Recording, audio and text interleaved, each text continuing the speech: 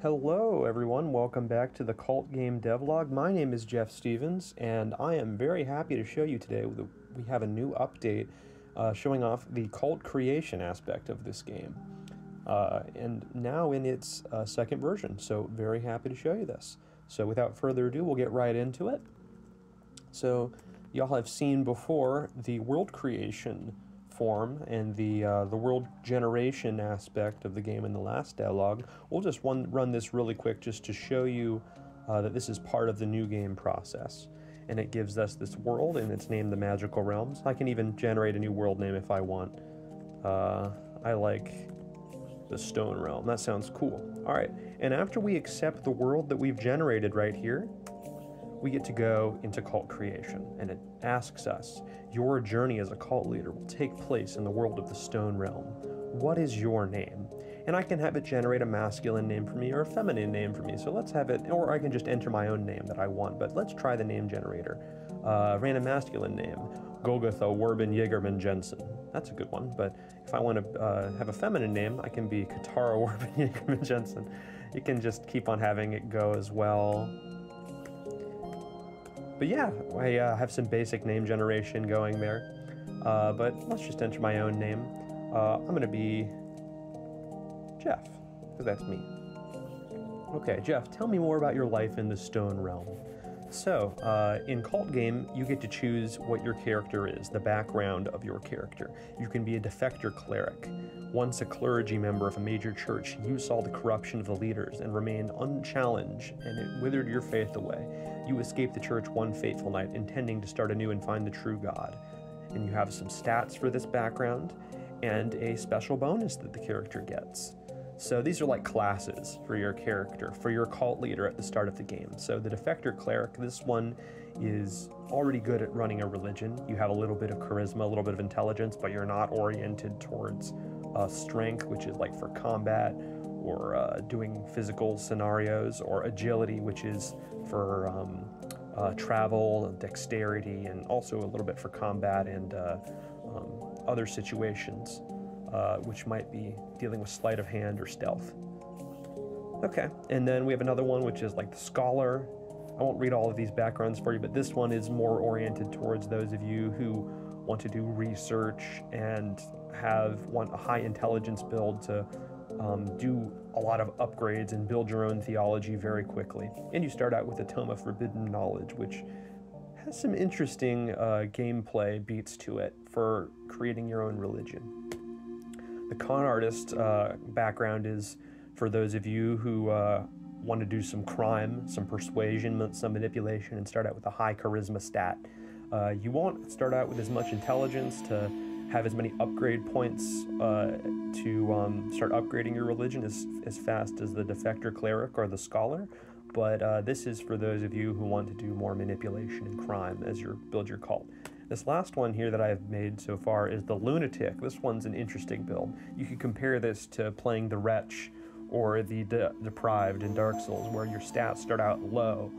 You don't really have any good stats at all, but you get a huge discount on upgrades because your guy's so crazy. He can make really good ideas up about what his new religion should be like. He has those at the ready. So just for fun, let's pick the Lunatic. You're a lunatic who is starting a cult. What does your cult worship? So yeah, you can choose some basic names for, or the title or the type of god that you want to worship. It can be a god, goddess, or deity, what you want to title it. You could also have it be something else. So let's have ours be Magic Conch. I have that as a recommendation there. What sort of being is your cult worship? The Magic Conch Shell. What is the name of your Magic Conch? And yet again, we can have it generate masculine or feminine god names. So let's do that just for fun right now.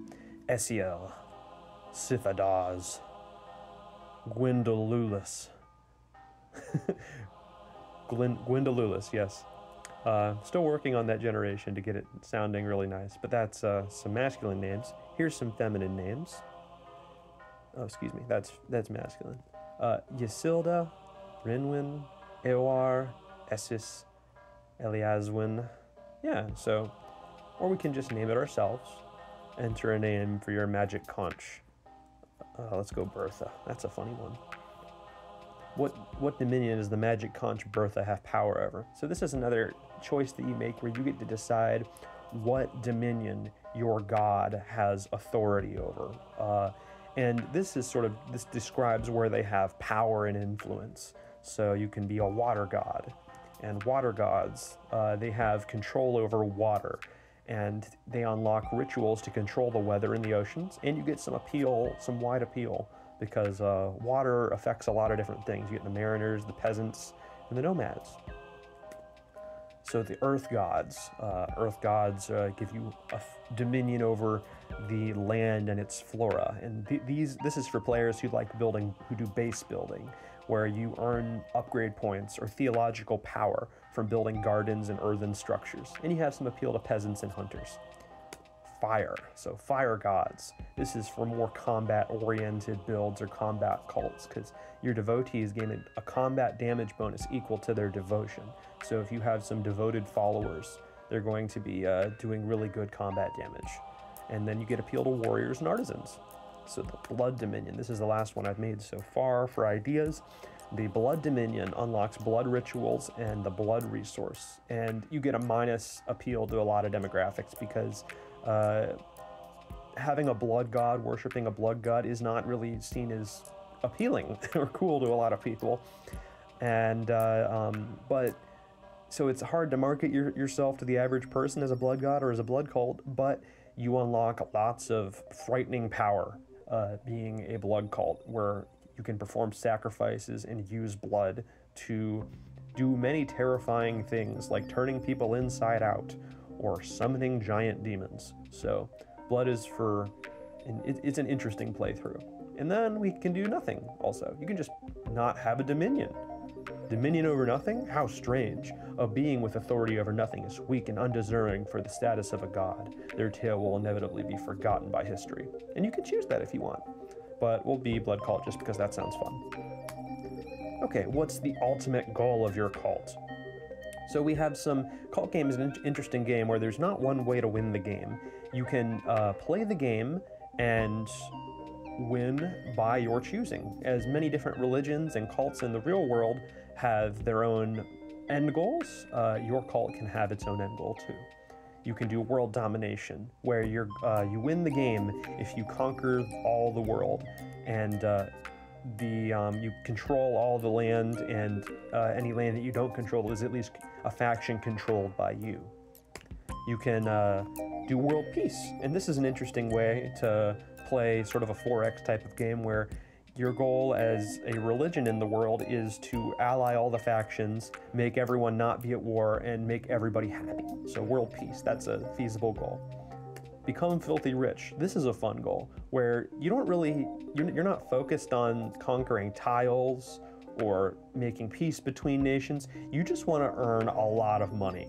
And that's a lot of religions in the world, so I can empathize with that if you want to do the Become Filthy Rich playthrough.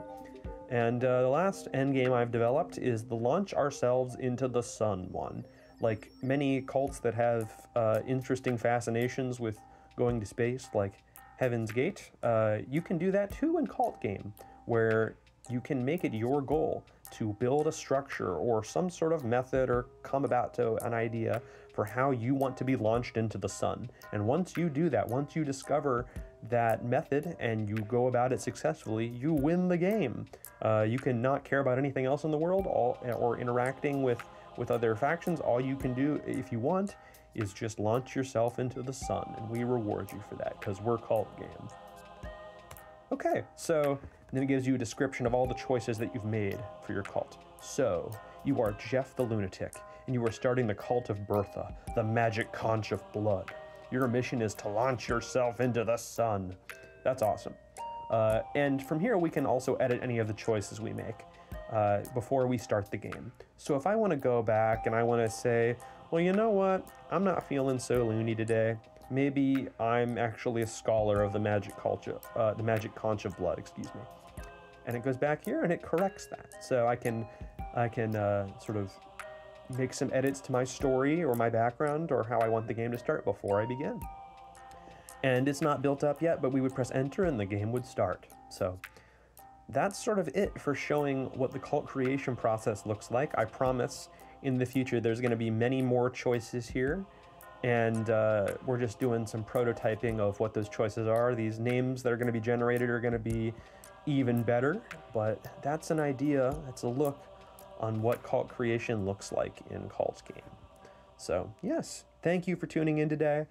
I hope you enjoyed this, and I'll have something up to show you as soon as I can after this. Take care and have a wonderful rest of your day.